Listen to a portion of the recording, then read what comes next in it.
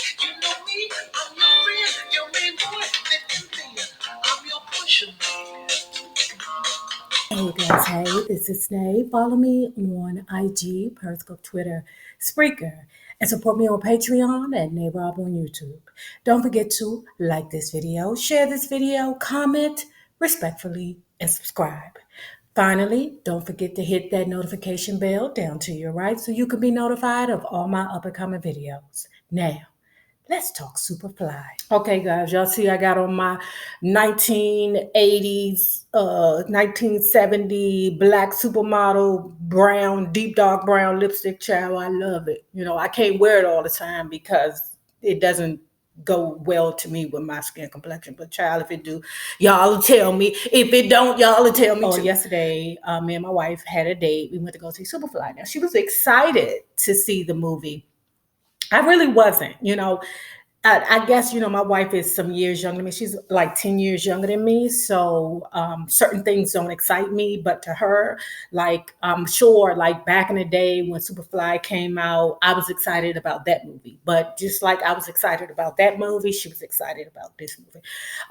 It's not getting good reviews right now. People are not happy with it, I guess, because it is synonymous with portraying Black people in a negative light. And, Black folks are like, look, we can't afford this negative BS right now. Right now, all we need to do is to uplift the people. We can't have this negative BS. Period, point blank, get it off the plate, sir. There are going to be some spoilers in it. I'm going to kind of give you some things. So if you don't want a spoiler, then turn it off. But if you want to know like certain things that I believe that would get you interested enough to go see the movie, because in all honesty, it's really not as bad as people think it is. Like it was good. It was surprisingly good. Not, Steven Spielberg, Black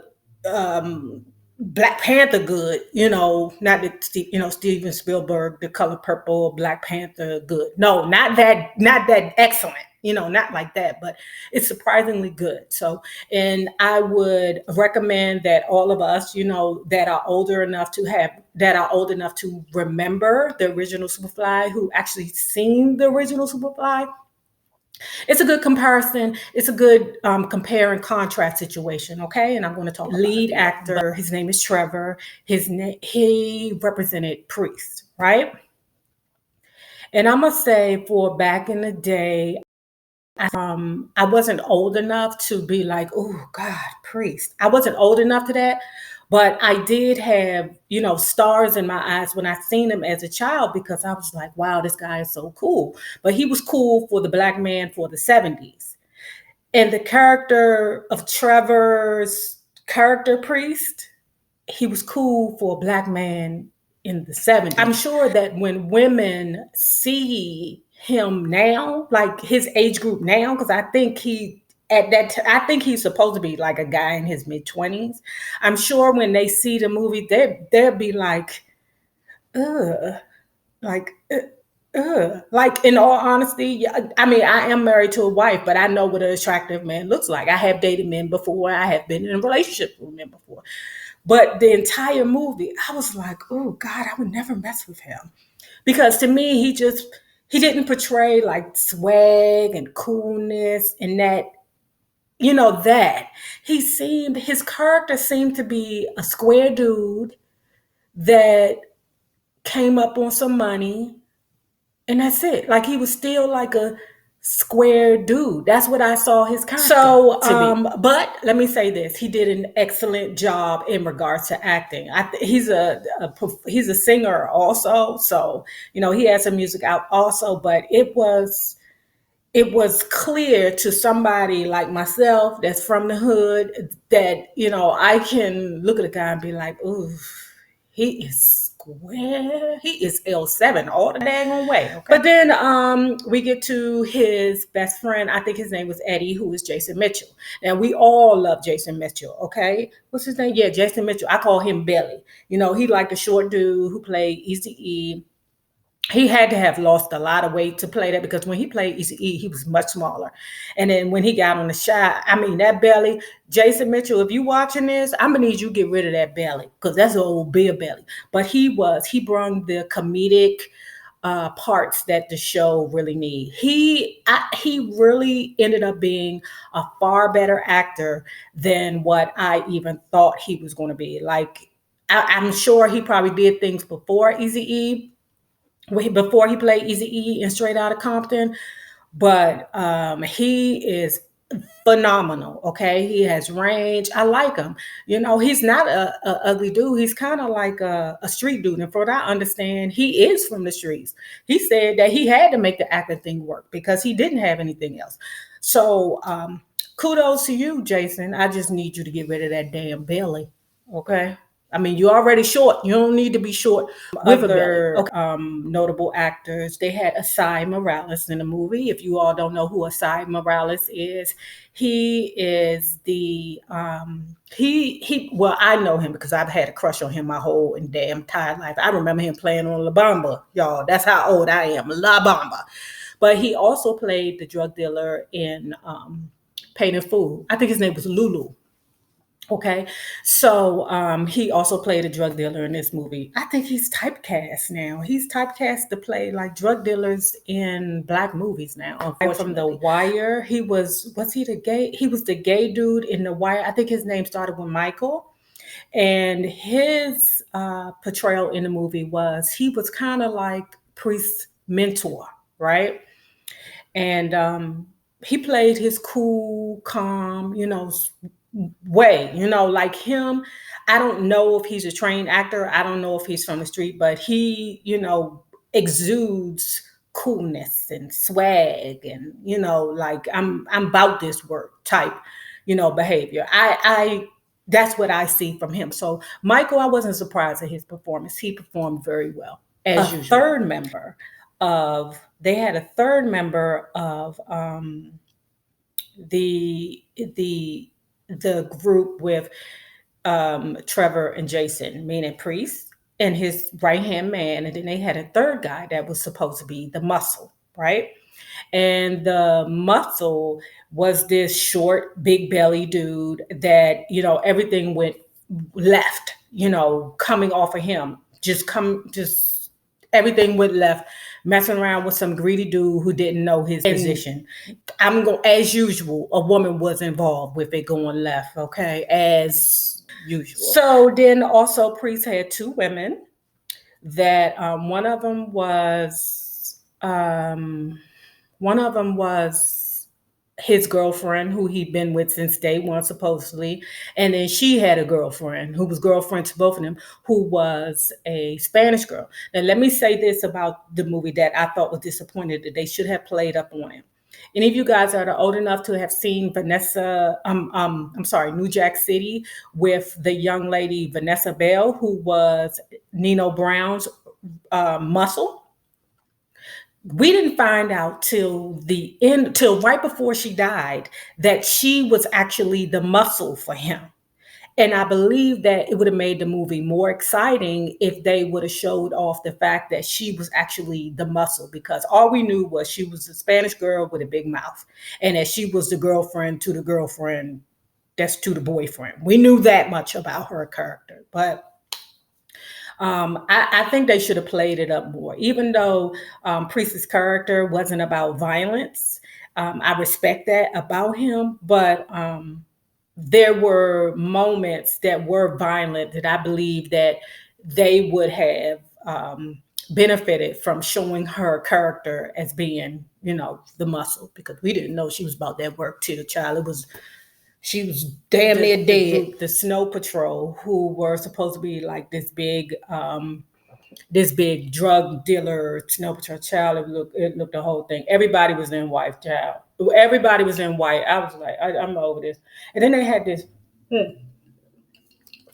Then they had like this main character who's supposed to be a big deal down here in Atlanta. I think he's a promoter or something, child, whatever the case he is, right? And he had a big old belly.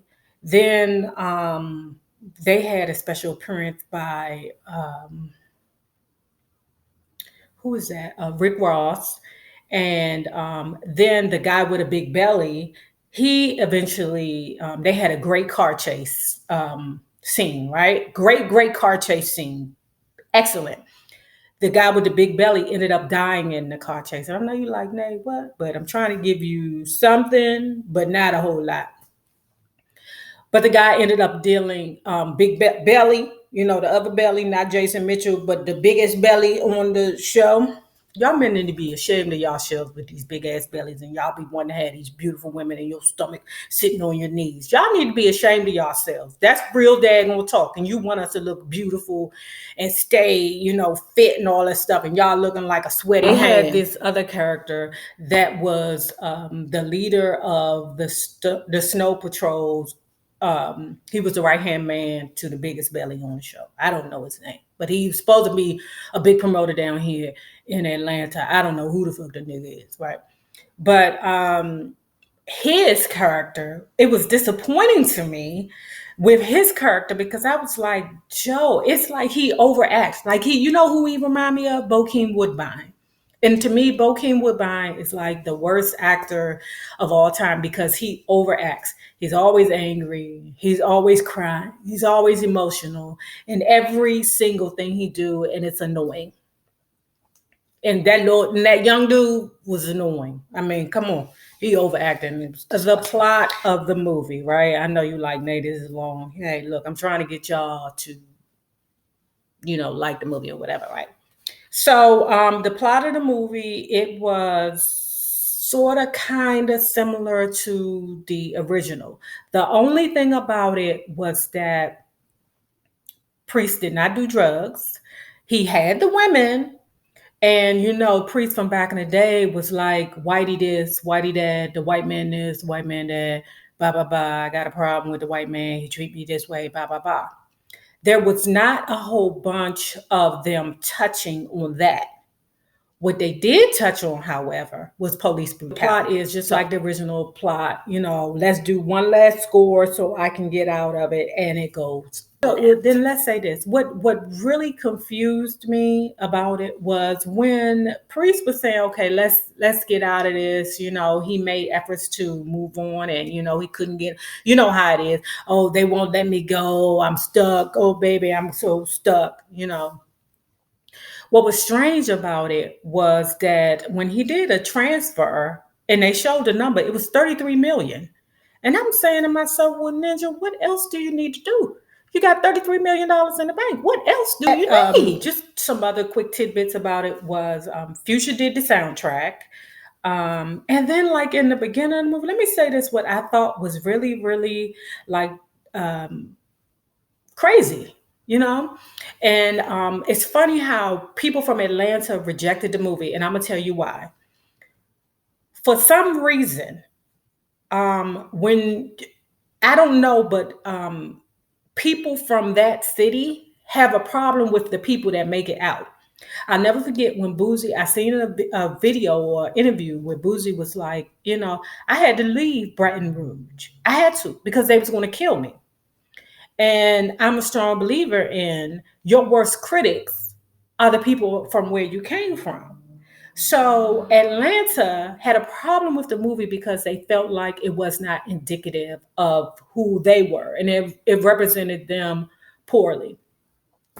No, I mean they could have did it somewhere else. Just know this, guys. They actually could have did it somewhere else. It was just Atlanta was financially the best place to do it because the original Superfly was set in New York. Hey, they would have went to New York, but it would have cost them more money. They could have went to damn Arkansas to do it, but it cost them more money. It's just actually financially smarter to do movies here in Atlanta. That's why Atlanta is considered the Black Hollywood now, or because it's cheaper to do movies here. So don't take it so personal. Going back was that, in the beginning of the movie, it was a guy there that had like these disgusting fake dreads in his head, locks in the head. I mean, it was disgusting.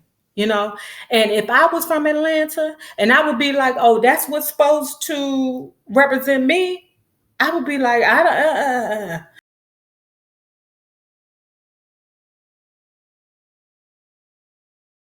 Just like speaking on hair. when it comes down to Priest, I think what took away from his swag was his hair. And I know they wanted to have the permed hair like how Priest had back in the 70s, but it did not work for this movie. I mean, it was hilarious. What was funny in that movie was to see how his perm was effed up the entire movie. I mean, it was like, I was like, Joe, why they don't have a lady on standby to comb that daggone thing back? Like it was just the hair had a mind of its own. It was everywhere. And I'm saying to myself, you got these women here, but you got these women here, but I know they looking at you going, what is you doing with that perm in your hair? Like it was unbelievable. Like it was you doing too much. You couldn't have the old boy with some curly hair or something, but the way his hair was throughout the daggone movie, it was everywhere. It was so everywhere. I'm like, Joe, it was times in the movie where he fighting, but he trying to touch up, push his perm back. He felt uncomfortable with it. I know he felt uncomfortable with that perm because I felt uncomfortable. It was a shower scene that I was like, what are they going to do? Are they going to do something? Is it going to get busy? It was just terrible. It was terrible, girl. And I'm gonna close it up with this. I still don't know whether or not them girls was his girlfriends or his bottom bitches. Still, y'all tell me what y'all think. At any rate, guys, remember this: the same people you meet on the way up will always be the same people you meet on the way down. Naysayers, my patron loves. Have a good one. Deuce.